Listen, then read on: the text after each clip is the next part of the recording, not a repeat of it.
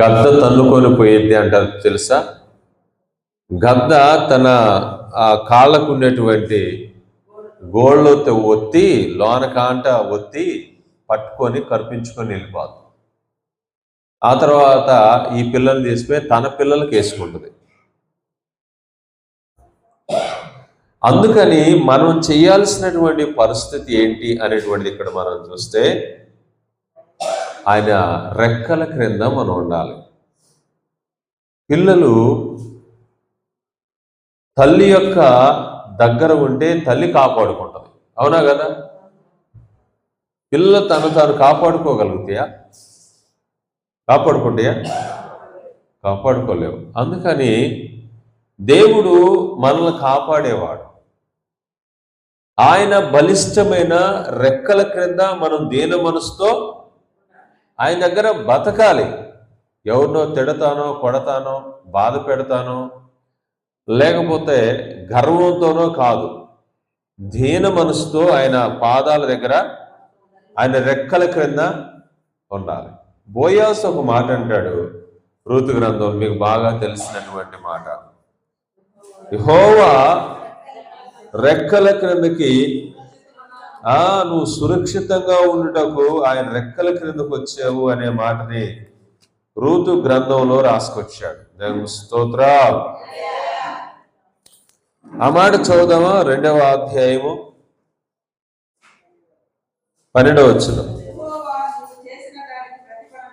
యెహోవా నీవు చేసిన దానికి ప్రతిఫలం ఇచ్చును. ఇశ్రాయేలీల దేవుడైన యెహోవా రెక్కల క్రింద సురక్షితముగా నుండినట్లు నీవు వచ్చితివి. ఆయన నీకు సంపూర్ణమైన బహుమానం ఇచ్చునని. ఎక్కడ సురక్షితంగా ఉండగలుగుతావంటే ఆయన రెక్కల క్రింద ఉంటే నువ్వు సురక్షితంగా ఉంటావు. నాకేం కాదురా, నాకేం కాదు, నేనేం చేయను, నా ఇష్టం అని అనుకుంటే ఆయన రెక్కల క్రింద ఉండేటువంటి ఒక ఆలోచన మనకు ఉండాలి. దేవుని స్తోత్రం, హల్లెలూయా. ఆయన రెక్కలు మనకు ఆరోగ్యాన్ని కలిగిస్తాయి. ఏం కలిగిస్తాయి? ఆయన రెక్కల క్రింద మనకు నెమ్మది కలిగిస్తాయి. ఆయన రెక్కల కింద ధైర్యం ఉంటుంది. ఆయన రెక్కల క్రింద ఆహారం ఉంటుంది. ఆయన రెక్కల క్రింద సురక్షితమైనటువంటి ఒక మనం చూసిన సంతోషం ఉంటుంది. ఇది ఎందుకు అనేటువంటిది మనం చూస్తే ఆయన రెక్కల క్రింద ఉండేటువంటి వారికి లభించేది. దాని స్తోత్రం. ఒకరోజు మోషేతో మాట్లాడతాడు దేవుడు. నన్ను చూడాలనుకుంటున్నావు మోషే, ఆయన నన్ను చూస్తే చచ్చిపోతాను. అందుకని ఏమంటున్నాడు? ఒక బండకి నెర్ర కొట్టిందంట. నెర్ర ఉంటుంది కదా, ఆ నెర్రలో ఉండి కూర్చో. నన్ను చూడాలనుకుంటావు, నా వెనక భాగం చూస్తావు, ముందు చూడలేవు. నువ్వేం చేస్తావంటే నేను దాటిపోయేటప్పుడు నా చెయ్యి నీ మీద అలా కప్పుతా. Praise the lord. ఏం చేస్తాడంట? చెయ్యి నేను కప్పుతా, నా చేతి కింద నీ ఉండటం వల్ల బ్రతికిపోతావు అని దేవుడు అలాగున దాటిపోతూ మోషే ఆ నెర మీద అలా చెయ్యి పెట్టాడంట. ఎందుకంటే ఆయన ప్రభావంలో కూడా మోషే చనిపోవటం దేవునికి ఇష్టం లేదు. దేవుని సన్నిధిలో బ్రతుకుతున్నటువంటి మనము ఎవరి యొక్క నీడ కింద ఉంటున్నాం అనేది చాలా ప్రాముఖ్యమైనటువంటిది. ఈరోజు కూడా పాము పడిగ నీడ కింద ఉండేవాళ్ళు చాలా మంది ఉన్నారు. ఏది దగ్గర? పాము పడిగ నీడ కింద. అది ఏం చేస్తుంది? అది ఉపయోగపడదు కదా, అది ఆశీర్వాదకరమైనటువంటిది కాదు కదా, దీవెనకరమైనటువంటిది కాదా. పాము ఎప్పటికైనా మనకి శత్రువే. ఎప్పటికైనా శత్రువే. కనుక ఆ శత్రుత్వం నుంచి మనం విడుదల పొందాలి అంటే దేవుని రెక్కల క్రింద, ఆయన యొక్క బలిష్టమైన చేతి క్రింద మనం ఉండాలి. అప్పుడు ఏ శత్రువు రాకుండా ఎవరు కాపాడతారు? కోడి పిల్లల్ని కాపాడుకుంటుంది తన తల్లి. అలాగనే తన పిల్లలైనటువంటి మనల్ని ఆయన కాపాడుకుంటాడు. ఎవరు? దేవుడు. దేవుని స్తోత్రం. మనం ప్రార్థనకు వస్తున్నాం, మన పిల్లల పరిస్థితి ఏంటి? వాళ్ళకి రెక్కల నీడ అవసరం లేదా? వాళ్ళకి దేవుడు తోడు అవసరం లేదా? దేవుని స్తోత్రం. మన కుటుంబ సభ్యులకి దేవుని తోడు అవసరం లేదా? అవసరమే. కానీ వాళ్ళకి అర్థమయ్యేటట్టుగా మనం జీవిస్తూ వాళ్ళు కూడా దేవుని రెక్కల క్రింద ఉండేటట్టుగా మనము వారితోటి ముచ్చటించవలసిన వారమై ఉన్నాం. Praise the Lord. హల్లెలూయా. ఓ మాట చదువుకుందాం, లేఖనంలో నుంచి ఓ మాటను చదువుకుందాం. దేవుడు మాట్లాడుతున్నటువంటి ప్రాముఖ్యమైనటువంటి ఒక మాటని మనం చదువుకుందాం. దేవుడు ఈ విధంగా చెప్తున్నాడు. ఏమంటున్నాడంటే, ద్వితీయోపదేశకాండం 5వ అధ్యాయము 15వ వచనంలో దేవుడు మాట్లాడుతున్న మాట చదవండి. నీవు ఐగుప్తు దేశమందు దాసుడువై ఉన్నప్పుడు నీ దేవుడైన యెహోవా బాహుబలము చేతను చాచిన బాహు చేత లేక చేతి చేతను ఎక్కడి నుండి? ఐగుప్తు నుంచి, అక్కడి నుండి రప్పించనని. దేవుని స్తోత్రం. నా బలము నా శక్తి అనుకుంటున్నావు ఈడకు రావడానికి కాదు. ఆయన ద్వితీయోపదేశకాండంలో మాట్లాడేటువంటి మాట ఏంటంటే, తండ్రి తన కుమారుని ఎత్తుకున్నట్టుగా. ఎలాగా?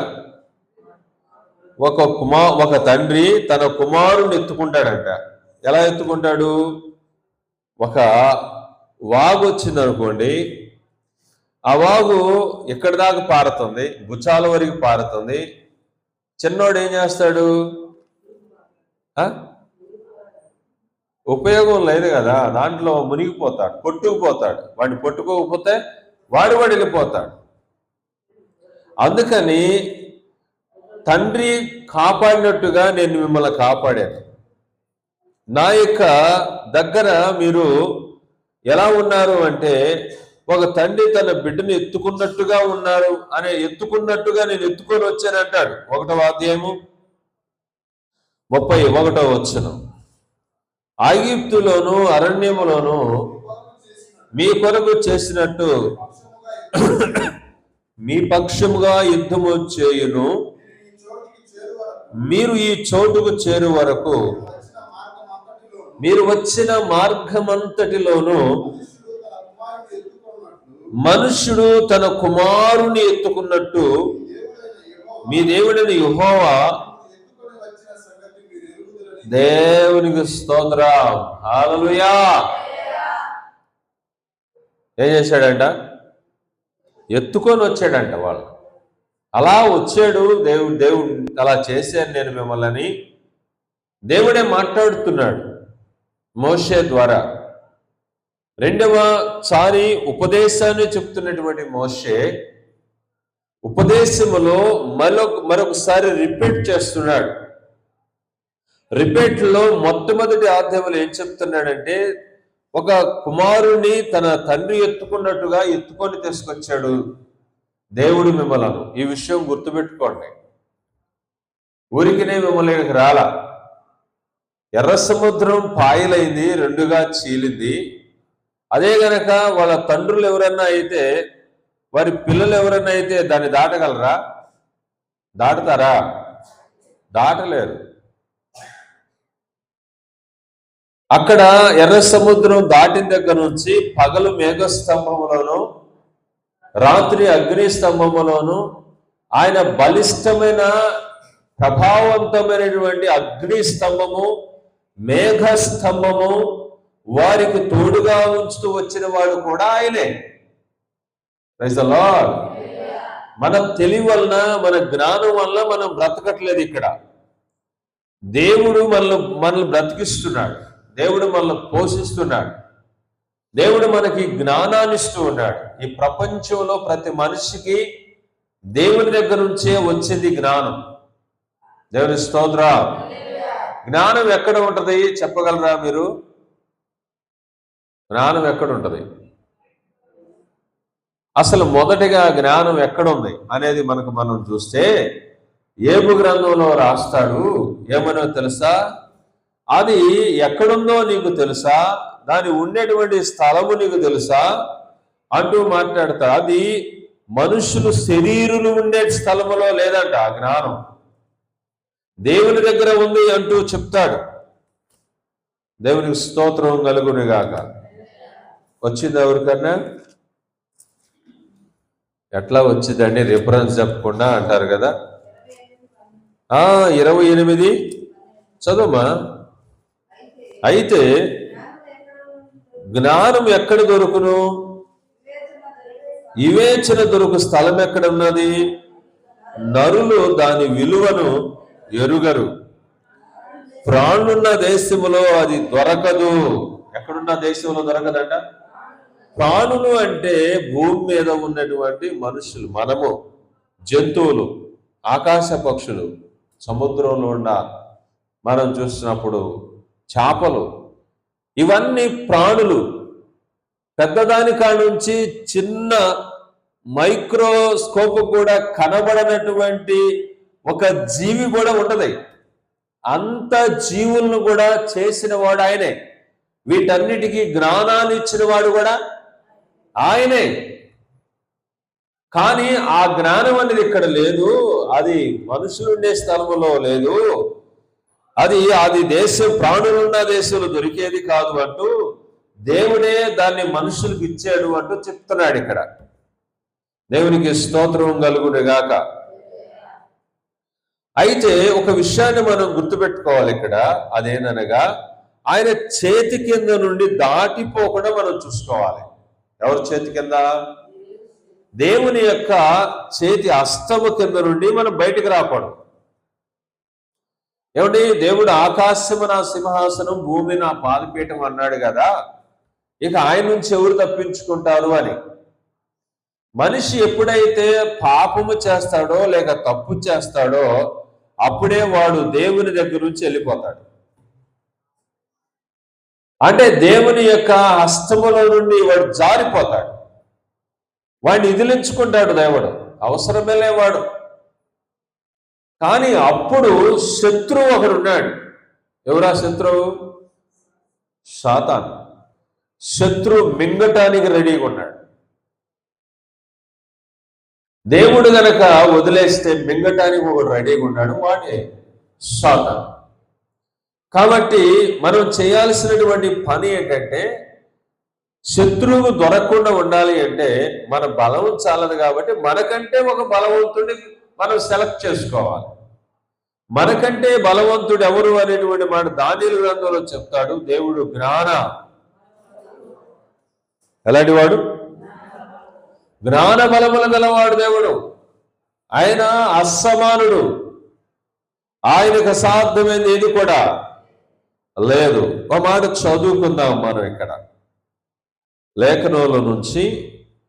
యెహోషువ గ్రంథం 4:23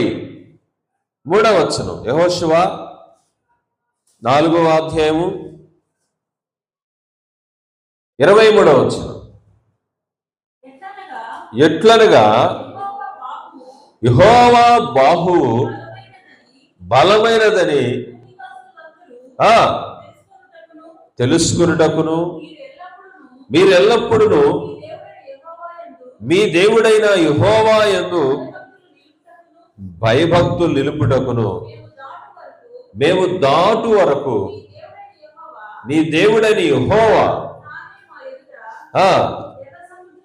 ఎర్ర సముద్రమును ఎండ చేసినట్టు మీరు దాటు వరకు మీ ఎదుట యోర్దానును నీళ్లను ఎండ చేసినని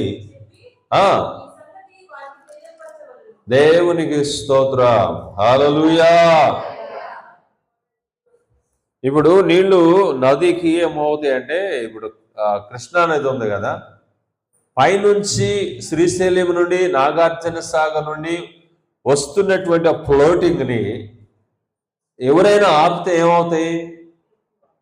ప్రాజెక్టులు కానీ అవన్నీ కానీ పొర్లిపారి అవన్నీ పడిపోవడానికి అవకాశం ఉంది. అందుకని ఏం చేస్తారు?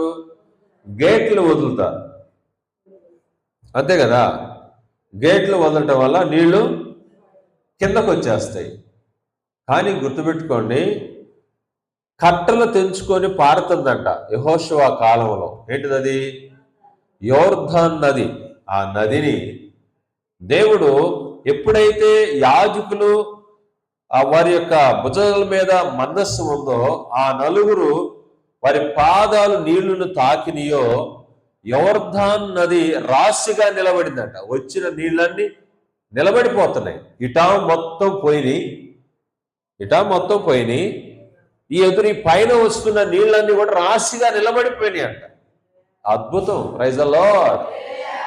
ఇలాగున మీ దేవుడని యెహోవా బాహుబలము చేత చేశాడు. ఆయన నా పిల్లలు ఈ నేలలో కొట్టుకుపోకూడదని ఎర్ర సముద్రములో ఎలాగున తన బాహువుతో దాన్ని రాస్తాడు. యెషయా గ్రంథంలో రాస్తాడు. మోషేకి దేవుడు చెప్తాడు, నీ కర్రను చూపించు మోషే అంటాడు యెషయా గ్రంథంలో. కానీ యెషయా ఈ మాట దేవుణ్ణి అడిగాడంట. అడిగితే యెషయాకి ఆ దృశ్యాన్ని చూపించాడు దేవుడు. ఎలా చూపించాడో మీకు లేఖనంలో నుంచి నేను చదివి వినిపిస్తా. దేవునికి స్తోత్రం కలుగునుగాక. వచ్చిందా? 50, 60, 63:12 చదవండి. తమలో తన పరిశుద్ధాత్మను ముంచిన వాడేడి? మోషే కుడి చేతి వైపున మహిమగల తన బాహును పోనించిన వాడేడి? తనకు శాశ్వతమైన ప్రఖ్యాతి కలుగు చేసుకున్నటకు వాళ్ళ ముందర నీళ్లను విభజించిన వాడేడి? దేవునికి స్తోత్రం కలుగునుగాక. మనకి మొదటి వచనంలో 2వ లైన్లోనే మనకు కావలసిన మాట వచ్చింది. మోషే కుడి చేతి వైపున మహిమగల తన బాహును పోనిచ్చిన వాడేడి? మోషే చెయ్యి ఉందట. ఆ చెయ్యి కాదు, సముద్రాన్ని 2 పాయలుగా చేసింది. ఆ చేతి పైన ఇంకొక చెయ్యి ఉందంట. అది యెషయా కనబడుతుంది. మహిమ కలిగిన బాహు అది. ఆ చెయ్యి ఉండటం వల్ల ఎర్ర సముద్రం చీలింది. 2 కిలోమీటర్లు ఎడల్పు చీలింది. నీళ్లు ఒత్తుకున్నాయి, ఆ వైపుకి ఒత్తుకున్నాయి, ఈ వైపుకి వెళ్ళిపోయాయి. ఇంచుమించుగా అక్కడ మరి ఎన్ని కిలోమీటర్లు, ఎంత లోతు ఉందో మనకు తెలియదు. అంత లోతుల కింద వెళ్ళిపోయారు 2 కిలోమీటర్లు మన వెడల్పులో. వాళ్ళ దగ్గర ఉండేటువంటి 10-20 లక్షల జంతువులు కానీ మనుషులు కానీ ఉన్నారు వాళ్ళ దగ్గర.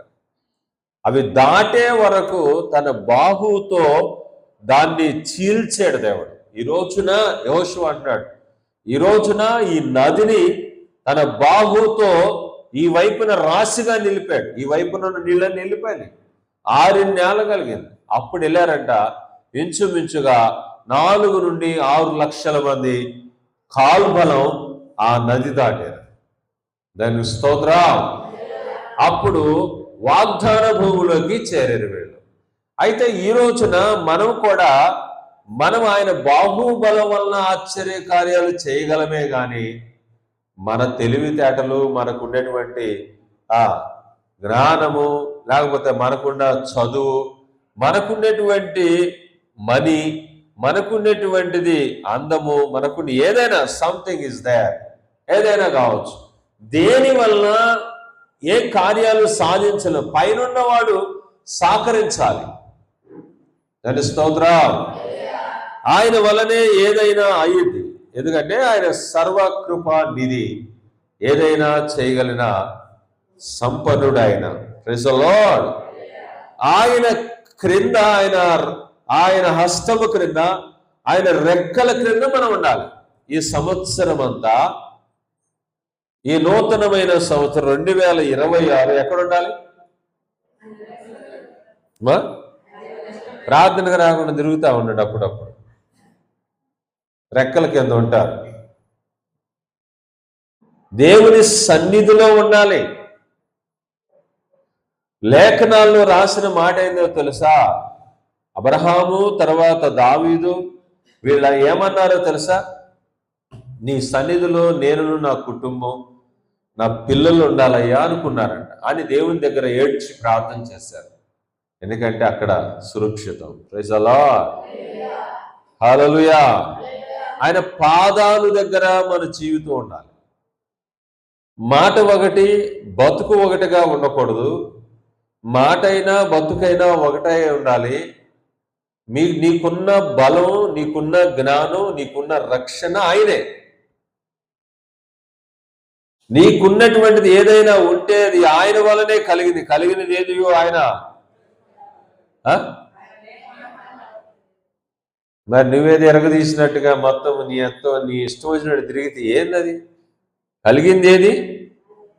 ఆయన లేకుండా కలగలేదు. దేవునికి స్తోత్రం. ఆయన కుమ్మరి, మనము జగట మన్ను. మనల్ని చేసింది ఆయనే. దేవునికి స్తోత్రం. ఎందుకంటే ఆయన అత్యధికమైనటువంటి జ్ఞానం గలవాడు. అసలు భూమికి ఆకాశానికి ఎంత ఎత్తుందో అంత ఎత్తుందంట ఆయనకి, జ్ఞానానికి, ఆయన తలంపులకి, మన తలంపులకి. కాబట్టి సురక్షితమైన ఆయన రెక్కల క్రింద మనం ఉండాలే గాని మనము పక్కకి దాటిపోతే ఇంకొక శత్రువు ఉన్నాడు. వాడే ఎవడొస్తాడా వాడిని మింగుదానని గర్జించు సింహంలాగా తిరుగుతున్నాడు. అరే నమ్ముకొని ఉండాలిరా, మనోళ్ళరా, జాగ్రత్తగా ఉండాలి. ఎవరిని పడితే వాడిని నమ్మకూడదురా. ఎందుకో తెలుసా? వాళ్ళు నమ్మిస్తారా నిన్ను, ఆ తర్వాత నీకేదైనా జరుగుతుంటే ఎవడు రారురా అని అంటారు. మీరు గుర్తుపెట్టుకోండి, లోకం ఎలాంటిదంటే చాలా భయంకరమైనటువంటి. కులం కోసం, మతం కోసం చించుకుంటారు. కష్టాల్లో, అప్పుల్లో ఉన్నానరా, బాధల్లో ఉన్నానరా, నాకేమన్నా సాయం చేయటంటే ఎవడు వస్తాడా? వస్తాడా? కులం కోసం అను, తర్వాత మతం కోసం వేరే వాడిని చంపటానికైనా ఎట్లా మారిపోతారో, ఎలా జీవిస్తారో మనం లేఖనంలో కూడా మనం చూడగలం. యేసు ప్రభువు చెప్పాడు ఈ మాట. ఒకటి చంపి దేవుని సేవ ఇదే అని చెప్తారంట కొద్దిమంది. యోహాను సువార్త 16వ అధ్యాయం మొట్టమొదటి వచనాల్లోనే ఉంటది. కనుక అలాంటి దుర్మార్గులు కూడా ఉన్నటువంటి రోజులు ఇవి. కనుక మనం చాలా జాగ్రత్తగా ఉండాలి. మనం దేవుని యొక్క పిల్లలుగా బ్రతుకుతూ ఉన్నాం. కాబట్టి ఏంటంటే అనేకమైనటువంటి శత్రువుల్ని మనం చూస్తూ ఉన్నాం. చూడండి, ఒక మాటను లేఖనంలో నుంచి మనం చూద్దాం. దేవుడు మాట్లాడుతున్నటువంటి మాట ప్రాముఖ్యమైనటువంటి మాట. కీర్తన 89, కీర్తన గ్రంథంలో నుంచి 89 13వ శరణాన్ని చూద్దాం. 13వ శరణం.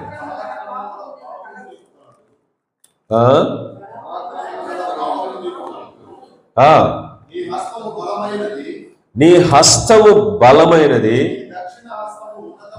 నీ దక్షిణ హస్తము ఉన్నతమైనది. దేవునికి స్తోత్రం. కృపా సత్యములు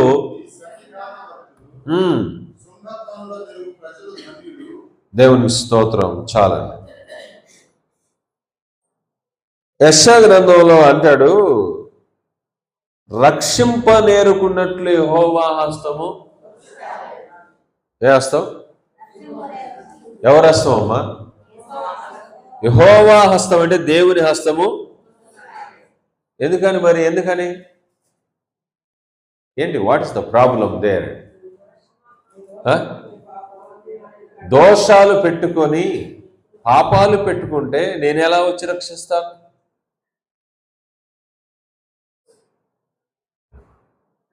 ఆయన కూడా ఆయన పాదాల దగ్గర మనం బ్రతికేటువంటి వాళ్ళము పరిశుద్ధంగా ఉండటం వల్ల ఆయన దగ్గర బ్రతకగలుగుతాం, కానీ అపవిత్రులు ఆయన దగ్గర బ్రతకలు. ఆయన మహాపరిశుద్ధుడు. దేవునికి స్తోత్రం కలుగుడు గాక. రక్షించాలనుకుంటాడు దేవుడు. మనమా మన ఇష్టం వచ్చిన తిరుగుతుంటే రక్షించాలని నాకు ఉందిరా, కాకపోతే నీ దోషాలు నీ పాపాలు నాకు అడ్డంగా వచ్చినాయి. ఆయన రావడానికి అవన్నీ అడ్డం ఉన్నాయంట. మనం ఏం చేసుకోవాలంటే వాటన్ని తొలగించుకోవాలి. అంటే క్రీస్తు యేసు ద్వారా రక్షింపబడినటువంటి మనం ఇప్పుడు ఈరోజు బోధంతా రక్షింపబడేటువంటి వాళ్ళ కోసం కాదు, రక్షింపబడిన నీ కోసం ఈ బోధ. Praise the Lord. అంటే రక్షింపబడ్డానని చెప్పుకుంటూ ఇంకా మరొకసారి దేవుడు నిన్ను దగ్గరకు వచ్చి నిన్ను రక్షించడానికి కూడా అవకాశం లేనటువంటి దుర్మార్గమైన పనులు మనం చేయటం వలన మనమే నష్టపోతాం. దేవునికి స్తోత్రం. జాగ్రత్తగా ఉండడం చాలా ప్రాముఖ్యమైనటువంటిది.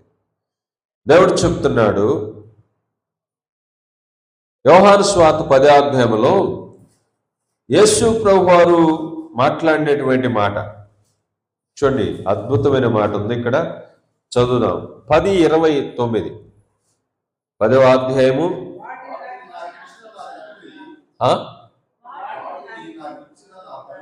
వాటిని నాకు ఇచ్చిన నా తండ్రి అందరికంటే గొప్పవాడు కనుక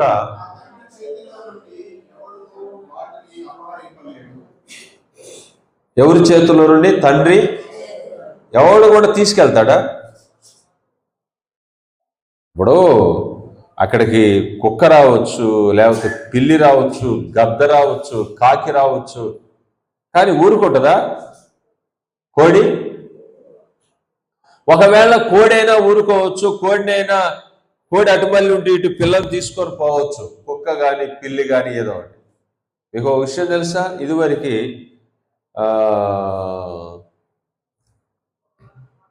మాకు కోళ్ళు ఉండేవి. 2 కోళ్ళు, ఒక 20 పిల్లలు పెట్టింది. ఒక నల్ల పిల్లి, జంగు పిల్లి వచ్చేసి రోజు తింటారు. మా నాన్న ఏం చేశాడంటే ఎలకరపాలెంలో నుంచి ఒక 2 తీసుకొచ్చి అక్కడ మరిదాసు ఇంటి దగ్గర కట్టించాడు. వాళ్ళ నాకు బాగా గుర్తుంది.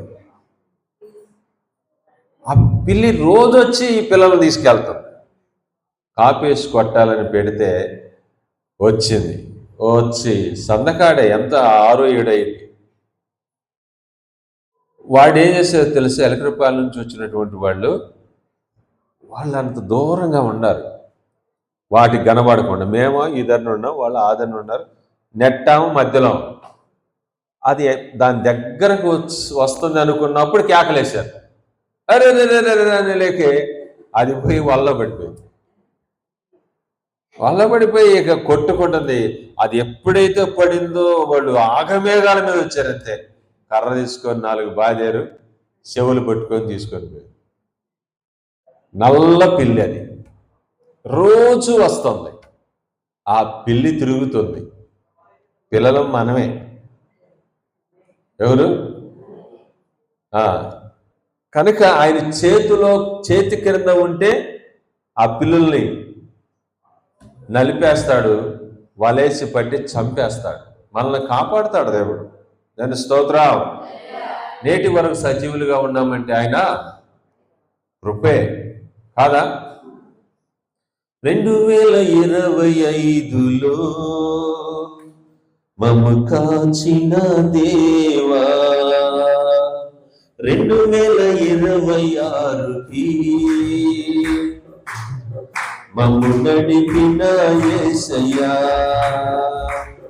ఈ సంవత్సర కాలమంతయు నీ కృపలో మమ్మును దాచినావు. సంవత్సర కాలమంతయు నీ కృపలో మమ్మును దాచినావు. 2025లో మమ్ము కాచిన దేవా, ఒంటరిగా మమ్మును వదిలేయక నీ కృపలో మమ్మను దాచినావు. ఒంటరిగా మమ్మను వదిలేయక నీ కృపలో మమ్మను దాచినావు. నీ రెక్కల క్రింద బలపరచి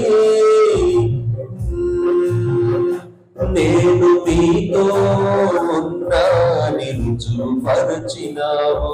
నీ రెక్కల క్రింద బలపరచి నేను మీతో ఉన్నాని రుజువుపరచినావు.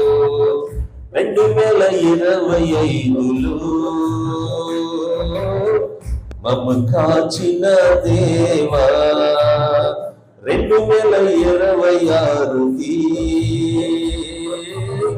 మమ్ము నడిపిన ప్రభువా.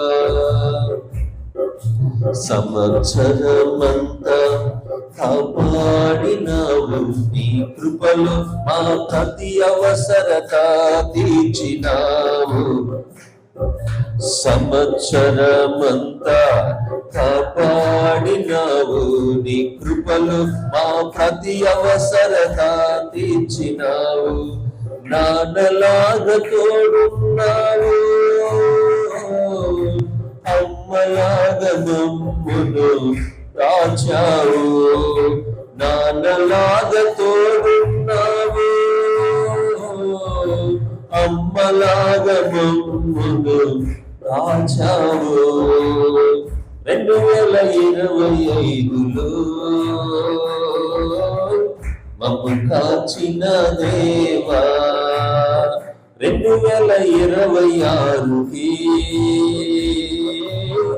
మమ్ము నడిపిన ప్రభువా. ఈ సంవత్సర కాలమంతయు నీ కృపలో మమ్మును దాచినావు. సంవత్సర కాలమంతయు నీ కృపలో. Praise the Lord. కానీ పైన 2 లైన్లో మార్చేస్తున్నాను నేను. 2025లో 2026లో అనే పదాలు 2 తీసేసి క్రొత్త వేస్తున్నాను. ఎందుకంటే అదంత బాగుండలేదు అని కొద్దిమంది. Praise the Lord. మీకు కూడా కొద్దిగా అట్టట్టు ఉంటుంది కదా, ఏందబ్బా పాస్టర్ గారు ఎట్లా రాశాడు, 1900 2000 అని చెప్పేసి పాడారు కదా పాటలు, ఈ కూడా ఎట్నే చేస్తున్నాడే అని మీరు అనకుండా, నేను వినకుండా ఈ 2 లైన్లు మారుస్తాను. మార్చాను ఆల్రెడీ, కానీ అది ఇప్పుడు పాడటానికి సెట్ కాదని పాడలంతే. దేవునికి స్తోత్రం కలుగును గాక. హల్లెలూయా. తన కృపలో దాచాడు మనల్ని. నాన్నలాగా తోడుగా ఉండి, అమ్మలాగా ఇంటి దగ్గర అమ్మ దాచిద్ది పిల్లల్ని, వాడికి అన్నం పెట్టిద్ది, ఇంట్లో దాచిపెట్టిద్ది. రే ఎక్కడికి పోతున్నావు అని గేట్ వేస్తూ ఉంటుంది. వాడికి తోడుగా అండగా ఉంటుంది తల్లి. నేను స్తోత్రం. అలాగున నాన్నలాగా అమ్మలాగా మనల్ని కాచేవాడే దేవుడు. Praise the lord. యేసయ్య అంటాడు, తండ్రి చేతుల నుంచి ఎవడు అపహరింపలేడంట. ఆమేన్. తండ్రి చేతుల నుంచి ఎవడు అపహరింపలేడు, అంటే దొంగతనం చేయలేడు. ఇప్పుడు కోడిని మోసం చేయొచ్చు పిల్లి. 2 పిల్లులని అనుకోండి, ఒక పిల్లి ఎంబడ పెడితే అది పరిగెడుతుంటే దాని వెనకాల ఇది పడింది అనుకోండి, పిల్లలన్నీ ఏడే ఉంటాయి. ఇంకొక పిల్లి వచ్చి ఏం చేసింది, ఎత్తుకొని పోదు. అంత తెలివితేటలే ఉండవు జీవులకి. ఏదో పాపం తప్పిపోయి 100 పిల్లలు పెట్టింది అనుకోండి, దాంట్లో 20-30 మిగులుతాయి. మీకు తెలియదు ఏమన్నా, కోళ్ళని ఇదివరకు కాశారు, పెంచారు కదా. 10 పిల్లలు పెడితే ఎన్ని పిల్లలు ఉంటాయి? 2-3 ఉంటాయి. ప్రార్థనకు సరిగ్గా రాకపోతే అంతే. కోడిని ఒకటి కూడా ఈగిపోతే శుభ్రంగా తిండి. అండ్ నేను ఇదేం భాష గారు కోడి కోసం అడుగుతున్నాడు అనుకోవచ్చు. 10 కోళ్ళు ఉంటే మనం ఏం చేయాలి? పాస్టర్ గారు ఊరికనే తిరుగుతున్నాడే, ఒక కోడిని ఇద్దామే అనే ఆలోచన ఉండాలి కదా మనకి. అవునా కదా? ఇప్పుడంటే కోళ్ళు లేవులే, ఉన్నప్పుడు అడుగుతున్నాను నేను, ఇప్పుడు కాదు అడుగుతుంది. నేను స్తోత్రం. అంటే దేవుని కాపుదల మనకి, మన ఆస్తికి, మన పిల్లలకు, మనకు కలిగినటువంటి ఆలోచనలకి, భవిష్యత్తు కూడా ఉండాలి. చాలా మంది అనుకుంటారు వీళ్ళు వాటి కోసం వీడి కోసం అడుగుతారా అని. అడిగే బ్యాచ్ మనం కాదు. Praise the Lord. అవసరమైతే ఇచ్చే బ్యాచే కానీ అడిగేటువంటి అది కాదు. మీరు ఇవ్వటం వల్ల దీవించబడతారు. ఇది సంగతి. దేవునికి మహిమ కలుగును గాక.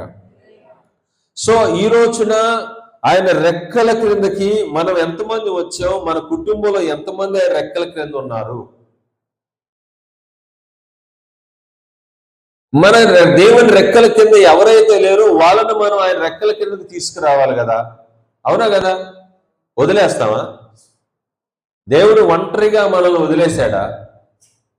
అనాథులను చేశాడా? యేసు ప్రభువారు అంటాడు, మిమ్మల్ని అనాథులుగా నేను విడిచిపెట్టి వెళ్ళట్లేదు, పరిశుద్ధాత్మనే ఆదరణ కర్తని మీ దగ్గర ఉంచుతున్నాను. ఆయన ఆదరిస్తాడు మిమ్మల్ని, మీకు ఆలోచన చెప్తాడు, నేనేమైతే చెప్పానో అది గుర్తు చేస్తాడు మీకు.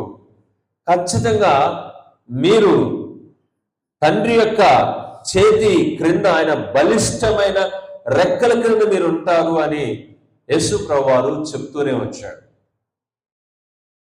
కాబట్టి ఏంటంటే, తోడేలుకి గొర్రెలు ఎలాగున చిక్కిపోతాయో ఈ లోకంలో సాతానికి మనుషులు అలా చిక్కిపోతూ ఉన్నారు. కాబట్టి ఏంటంటే, వాడి దొరకకుండా ఉండాలంటే ఆయన రెక్కల క్రింద ఉండాలి. దేవుని స్తోత్ర. అందుకే రూత్తో చెప్తున్న మాట, బోయాజు నీవు యెహోవా రెక్కల క్రింద సురక్షితంగా ఉండుటకు నువ్వు వచ్చితివి. ఆయన రెక్కల క్రింద ఉండటానికి నువ్వు వచ్చావని అక్కడ మాట్లాడుతూ ఉన్నాడు. కానీ ఒక విషయాన్ని నేను చెప్పి ముగిస్తాను. మన జీవితాల్లో ఆలోచన చేయాల్సినటువంటిది ఏంటంటే, మనకి భవిష్యత్తు తెలియదు, మనకు కనబడేదే సర్వం అనుకుంటున్నారు. మన నేత్రాలకు కనబడని ఎన్నో ఉన్నాయంట ఈ శూన్యములో. మనం భూమి మీద ఉన్నాం, భూమి క్రింద ఏముందో మనకు తెలియదు. చాలా మంది యొక్క ఆలోచనలు ఏంటంటే, చాలా మంది యొక్క ఉద్దేశాలు ఏంటంటే, మనము క్రిందనున్న పాతాళాన్ని తప్పించుకోవడానికి ఒక ఆధారం కావాలనేటువంటిది ఆలోచన చేయటం లేదు. ఇక్కడ ఉన్నంత కాలము మన ఇష్టం వచ్చినట్టుగా మన ఆలోచన ప్రకారంగా ఉన్నాం, న్యాయంగా బ్రతుకుదాం. ఒక టైప్ ఆఫ్ మెంటాలిటీ కలిగినటువంటి ప్రజలు వీళ్ళు. మంచిగా నీతిగా బ్రతుకుదాం, ఉన్నంతకాలం బాగానే ఉన్నాం అని అనుకుంటూ ఉంటారు. కానీ మీరు గుర్తుపెట్టుకోండి, అయినా వాళ్ళు దేవుని దగ్గరకు రారు. ఇదొక టైప్. మంచిగానే ఉంటారు కానీ వాళ్ళు దేవుణ్ణి ఆశ్రయించరంట. కానీ గుర్తుపెట్టుకోండి, దేవుణ్ణి ఆశ్రయించినటువంటి వారి దగ్గరికి ఏ రోజైనా చీకటి వెళ్ళేది వాళ్ళ దగ్గర. అందుకని చీకటి పోగతలకే రాకతలకే వర్షం పడిన తర్వాత మరలా మేఘాలు కమ్ముకోతలకే ఏం కప్పుకోమన్నాడు? ఇల్లు కదా. ఇల్లు కారుతుంది, వర్షం పడింది, మొత్తం కారింది, సామానంతా తడిసింది. కానీ ఇప్పుడు ఏం చేయాలి? మరలా మేఘాలు పట్టకతలకే కప్పుకోవాలి కదా. అలాగనే శత్రు రాగతలకే మనకు ఒక రక్షకుడు అవసరం. మనం కోడి పిల్లల లాంటి వాళ్ళం, ఆయన తల్లి లాంటి వాడు, తండ్రి లాంటి వాడు. ఆయన దగ్గర ఉంటేనే సురక్షితం. Praise the Lord. హల్లెలూయా. నిజంగా మీరు ఒక్క విషయం ఆలోచన చేయండి. ఆదివారం గనక ప్రార్థనకు రాకుండా నువ్వు ఎక్కడ ఉన్నా అది సురక్షితం కాదు. దైవజనుడిగా చెప్తున్నాను నేను. ఎట్టి పరిస్థితుల్లో అది క్షేమం కాదు. ఎందుకంటే దేవుని సన్నిధిలో ఉండాల్సి నీవు ఎక్కడెక్కడో తిరగకూడదు. ఎక్కడున్నా ఆయన సన్నిధికి రావడానికి పోరాడాలి. ఇక్కడ చూడండి, ఇంకో మాట చూద్దాం. పేతురు పత్రికలో కీర్తనకారుడు రాసినటువంటి 118వ కీర్తన 15వ వచనం. 118వ కీర్తన 15వ వచనాన్ని చదువుకుందాం. నీతిమంతుల గుడారములలో రక్షణ గూర్చిన ఉత్సాహ సునాద గీతం వినబడును. యెహోవా దక్షిణ హస్తము. దేవునికి స్తోత్రం. Praise the lord. యెహోవా దక్షిణ హస్తం ఏం చేసిందంట? సాహస కార్యాలు చేస్తుంది. నువ్వు నేను చేయలేని కార్యాలు ఆయన చేయగలడు, చేసి చూపించగలడు. అందుకని సాహసం అనేటువంటిది మనం చేయడం కాదు. మన దేవుడు, ఆయనతో మనం ఉంటే మనకు కావలసినటువంటి అంతా ఆయన చేస్తాడు. ఆయన సాహసం చేయాల్సిన పర్లేదు. ఒక మాట ద్వారా చేయగలడు. ఒక మాట ద్వారా చేయగలడు. ఏదైనా మాట ద్వారా చేసేటువంటి మనసు ఉన్నటువంటి వాడే దేవుడు. దేవుడికి అసాధ్యమైంది కనుక ఏదైనా ఉందంటే ఆయన దేవుడు కాదు. దేవునికి అసాధ్యమైనది ఏదైనా ఉందంటే ఆయన దేవుడు కాదు. దేవుడు అన్నిటికీ సామర్థ్యం కలిగినటువంటి, అన్ని చేయగలిగినటువంటి వాడు. అసమానుడు ఆయన, సామాన్యుడు కాదు. కనుక ఆయనే మనకు కనబడుతున్నాడు. లేఖనం అంతా మనం చూసినప్పుడు ఆయన రెక్కల క్రింద సురక్షితంగా ఉండడానికి మనము ఈరోజు దేవుని సన్నిధికి వచ్చి ఉన్నాం. జీవితాంతం ప్రతిరోజు ప్రార్థన ఉండాలి, ప్రతిరోజు బైబిల్ చదువుతూ ఉండాలి. నాకు ఒక వాగ్దానం చేయగలరా మీరు? ఈ సంవత్సరం చేస్తారా? ఎందుకయ్యా నీకు చేసేది మేము వాగ్దానం? అసలే మేము ఆదివారం కూడా రాము, టైంకి అసలే రాము అని చెప్పేసి. వాగ్దానం ఏంటంటే ఈ సంవత్సరం ప్రతిరోజు బైబిల్ చదువుతాను నేను అని. చేస్తారా? చేసేవాళ్ళు చేయొద్దండి. Praise the Lord. అంటే మీరు చదవరు అన్నమాట.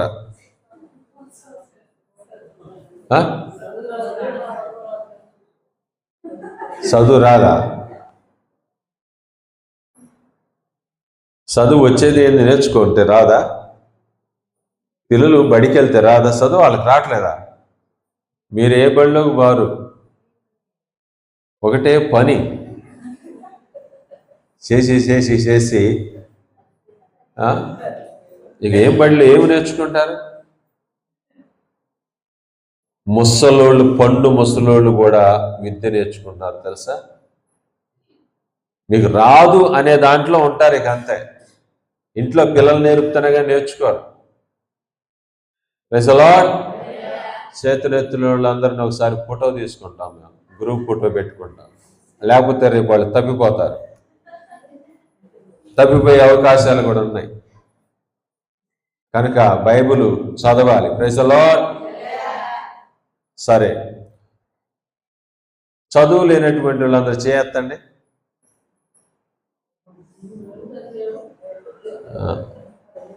బైబిల్ చదువుతాగా అమ్మా రూతమ్మ సహోదరి, అడపా దడపా వచ్చుగా మనకి, చాలు మాకు. Praise the Lord. రానటువంటి మీరందరూ, మీ ఇంట్లో పిల్లలు ఉండారా? ఉండారు లేరా? మీరు చేయాల్సిన వాగ్దానం ఏంటంటే పిల్లల చేత మందిరానికి రాని రోజు ఇంట్లో బైబిల్ ఒక అధ్యాయాన్ని చదివించుకోండి. బైబిల్ వాక్యంలో ఉంటూ, వాక్యం చదువుతూ, వాక్యం వింటూ, ఆయన సన్నిలో బ్రతుకుతూ ఇలా కొనసాగుతూ చచ్చిపోతే చాలు. జీవితానికి ఆయన రెక్కల క్రింద ఉంటాం కదా మనము. ఆయన రెక్కల చాటున మనం దాచబడుతున్నాం కదా. అంత మాత్రమే కాదు, ఒక విషయాన్ని ఎప్పుడు మర్చిపోవద్దు మనం. ఏంటంటే అది దేవుడు మాట్లాడాలంటే ఏం చేయాలి? దేవుడు మనతో మాట్లాడాలంటే ఏం చేయాలి? ఏంటో శ్రీధర్ గారు చెప్పారు. దేవుడు మనతో మాట్లాడాలంటే ఏం చేయాలి? ప్రార్థన చేసి రేపు పొద్దున్నే చదువుతానే దేవుడే మాట్లాడా అంటారు కదా. అదేంటిది? దేవుడు మీరేం లేదు, ఈ రాత్రి పోయిరాండి ఇంటికి, నేను గదిలోకి పోయి దేవుడితో మాట్లాడి మీ గురించి ఏం చెప్తాడో పొద్దున్నే చెబుతా. ఇదేంటిది మరి? ఇప్పుడు మీరు చెప్పింది రైటే. ఏం మాట్లాడతాడు దేవుడు? వాక్యము చదువుతుంటే దీనితో దేవుడు మనతో మాట్లాడుతూ ఉంటాడు. మరి మనం మాట్లాడాలంటే ప్రార్థన చేస్తామంటే ఆయనతో మాట్లాడతాం. దేవుడు మనతో మాట్లాడాలంటే ఇది, మనం ఆయనతో మాట్లాడాలంటే మోకాళ్ళు వేసి ప్రార్థన చేస్తాం. ఈ రెండిట్లో ప్రతిరోజు తప్పిపోకూడదు. Praise the lord. నూతన సంవత్సరములో కొన్ని నిర్ణయాలు తీసేసుకోవాలా. బైబిల్ చదవాలి. రెండవదిగా చదువు రాకపోతే పిల్లల చేత చదివిస్తే పిల్లలు కూడా వాక్యం చదువుతారు, వాళ్ళకు కూడా ఉపయోగపడింది. చదువు రాని వాళ్ళ వల్ల ఇంకొక ఉపయోగం ఏంటంటే చదువుకున్న వాడి చేత చదివిస్తాడు. Praise the Lord. రెఫరెన్స్లు గుర్తుపెట్టుకోండి, అప్పుడు వాళ్ళ చేత చదివించగలరు. మార్కు 7:21, మత్తయి సువార్త 28:16. లేకపోతే ఇలాంటి వాక్యాలు ఏదో ఒకటి గుర్తుపెట్టుకొని ఆ వాక్యాలు కనుక వాళ్ళ చేత చదివించుకుంటే వాళ్ళు చదువుతారు, బాగుపడతారు, నీకు వినబడుతుంది, దేవుని యొక్క వాక్యానుసారంగా బ్రతికే అవకాశం ఉంది. సో ఈ విధంగా ఆయన రెక్కల క్రింద వాక్యం అనేటువంటి ఆ ఎలుగులో బతికేయాలి. ఏ వెలుగు? వాక్యపు ఎలుగులో బ్రతకాలి. చీకటిలో కాదు, చీకటి సామ్రాజ్యం కాదు, ఎలుగు సామ్రాజ్యాన్ని స్థాపించడానికి వచ్చిన వాడే మన ప్రభు అయిన యేసుక్రీస్తు వారు. Praise the Lord. ఆ రాజ్యములో నీవు ఎలుగులో ఉండాలి. ఆయన రెక్కల క్రింద ఆయన బాహు చాటున ఏముందో తెలుసా? చీకటి కాదు, ఎలుగున్నది. ఆ ఎలుగులో బతికేయాలను. ఈ లోకానుసారంగా కాదు, దైవానుసారంగా మనం బ్రతకగలిగితే పరిశుద్ధాత్మ దేవుడు మీ హృదయాల్లో కార్యము చేస్తాడు. కనుక ఈ సంవత్సరము ఆయన రెక్కల క్రింద ఉన్నాం. ఆమేన్. ఆయన బలిష్టమైన రెక్కల క్రింద ఉన్నాం. లోకానుసారంగా కాదు, లేఖనానుసారంగా బ్రతుకుదుము గాక. ప్రార్థన చేసుకుందాం. ఈ రోజున ఈ లేఖనాలు దేవుడు నీతో నాతో మాట్లాడినటువంటి మాటలు నీకు నిత్య జీవాన్ని, పరలోకాన్ని ఇవ్వగలవు. అంత మాత్రమే కాదు, నువ్వు సురక్షితంగా ఉండగలవు. ఆయన చేతుల నుంచి ఎవడు కూడా అపహరింపలేడు, ఎవడు దొంగతనం చేయలేడు. ఆయన చేతిలోంచి ఎవరిని తీసుకెళ్ళలేడు. ఆయన చేతి క్రింద మన జీవితాలు, ఆయన నీడలో మన జీవితాలు సురక్షితం. ఈరోజు దేవుని వాక్యం వింటున్న నీకు ఇది స్పష్టముగా అర్థమైతే ఆయన చేతుల్లో